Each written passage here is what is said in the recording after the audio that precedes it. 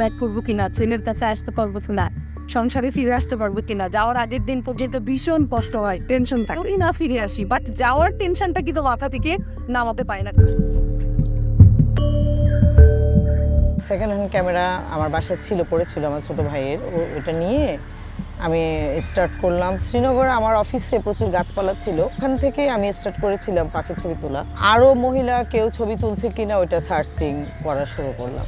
তো সার্চ করতে গিয়ে আমি পুষ্পিতা পুষ্পকে আমি পিক করলাম। আমার পুষ্পিতার এই ছবিগুলো বার্ডস বাংলাদেশে দেখে লাবণ্য আপা হচ্ছে আমাদের সাথে যোগাযোগ করলো। এইভাবেই আমাদের গ্রুপটা তৈরি হয়ে গেল।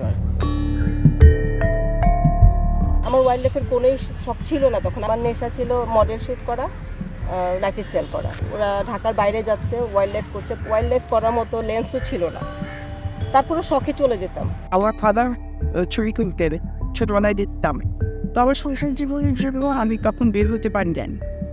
তারপরে যখন আমার বাচ্চারা বড় হয়ে যায়, তখন আমার অনেক অবসর হয়, তখন আমি ক্যামেরাটা নিয়ে ছবি দিতাম। হাতির আক্রমণের শিকার হলাম আমরা।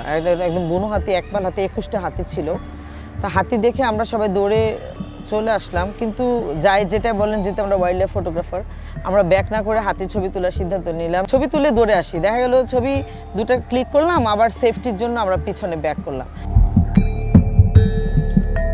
দূরেই একটা গর্ত ছিল, গর্তের মধ্যে বাচ্চাগুলো হঠাৎ করে দেখি যে সুইচড়াগুলো খুবই ছটফট করছে। এটাই ফানি যে এই সাপের বাচ্চাগুলো আমার পায়ের উপর দিয়ে যাচ্ছে, আমি কিন্তু ছবি তুলতেছি, আতঙ্কিত হচ্ছি না। আমার মনোযোগ হচ্ছে ওই সাপ এবং ওই বিটারের একটা ছবি তুলব। ইন্টারেস্টিং ব্যাপার ছিল, সাপটা সে পাখি ধরার জন্য ওখানে উৎপত্তি ছিল, কিন্তু সে নিজেই শিকারে পরিণত হয়েছে।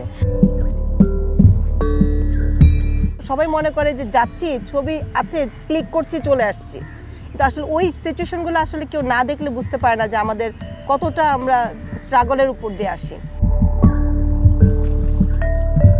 যে ফটোগ্রাফি করে না তারা যদি আমাদের সাথে শখ করে যায়, সে সেকেন্ড টাইম আর যায় না। সেকেন্ড টাইম আর যাবে না। আমার ছোট বোন একবার গিয়েছিল, এখন সে কখনোই আমাদের সাথে আর সঙ্গী হয় না। যখন আমি সংসারে কাজ করি আমার স্পিড বেড়ে যায়, মনে খুব আনন্দ থাকে। আজকে খুব ভালো শট পেয়েছি, আজকে অমুক পাখি পেয়েছি, খুবই আনন্দ থাকে। হ্যাঁ, কখন আমি এই ছবিটা এডিট করে আমি দেখবো, সবাইকে দেখাবো, এটা কিন্তু আমার শারীরিক সুস্থতার আরও একটা কারণ। আমরা দীর্ঘদিনই নিজেদের যে সোর্স আছে, নিজেদের একান্ত ব্যক্তিগত খরচগুলো থেকে আমরা আসলে এটার জন্য একটা বাজেট করি এবং ওই বাজেটটাই আমরা এটার পিছনে খরচ করি। এইখানে ওয়াইল্ড লাইফ ফটোগ্রাফিতে কেউ আপনার কোনো ফান্ডিং করছে না। আমি মাঝে মাঝে ওরিড হই যে আমি আসলে আর কতদিন এটা টানতে পারবো।